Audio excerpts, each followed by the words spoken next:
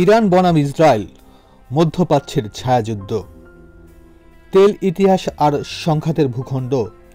আজ আমরা জানাব ইরান ও ইসরায়েলের মধ্যে দীর্ঘদিন ধরে চলা এক শীতল যুদ্ধের কাহিনী। যুদ্ধ যা যুদ্ধক্ষেত্র নয়, বরং কূটনৈতিক, গুপ্তচরবৃত্তি ও সাইবার অ্যাটাকের প্রকাশ পায়। 1948 সালে ইসরায়েলের জন্ম সময়ে ইরান প্রথম মুসলিম রাষ্ট্র হিসেবে ইসরায়েলকে স্বীকৃতি দেয়।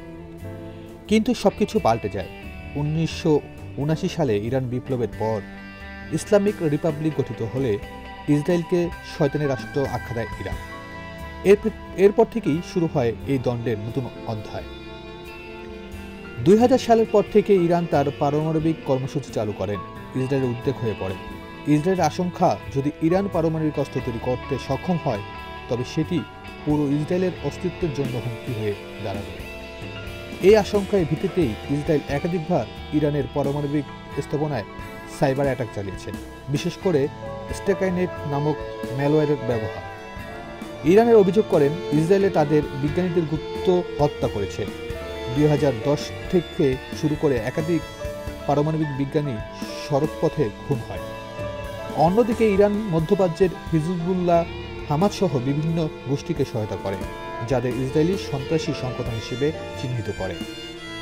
সিরিয়া এখন ইরান ও ইসরায়েলের প্রক্সি যুদ্ধের প্রধান মঞ্চ। ইরান সিরিয়ার নিজেদের প্রভাব বাড়াতে চায়, আর ইসরায়েলের বরাবর বোমা হামলা চালিয়ে ইরানের ঘাঁটি ধ্বংস করছে। এই সংঘাত সরাসরি না হলেও একে বলা হয় ছায়াযুদ্ধ। বিশ্ব এখন এক নতুন যুদ্ধের আশঙ্কায়। ইরান যদি পারমাণবিক অস্ত্র তৈরি করে তাহলে কি ইসরায়েলের আক্রমণ করবে? আর যদি আক্রমণ করে তবে সেটা কি বিশ্বযুদ্ধ রূপ নিতে পারে? মধ্যপ্রাচ্যের এই দুই দেশের দ্বন্দ্ব শুধু তাদের নিজস্ব ব্যাপার নয়, এর প্রভাব পড়ে সারা বিশ্বের ভূরাজনীতিতে। ইরান ও ইসরায়েলের এই সংঘাত কবে থামবে কেউ জানে না। তবে ইতিহাস আমাদের শিখিয়েছে, প্রতিশোধ নয়, শান্তিতেই হয় বিশ্ব জয়। আপনি কি মনে করেন, এই দ্বন্দ্ব কি কূটনৈতিক মাধ্যমে মেটানো সম্ভব? কমেন্টে জানাতে ভুলবেন না।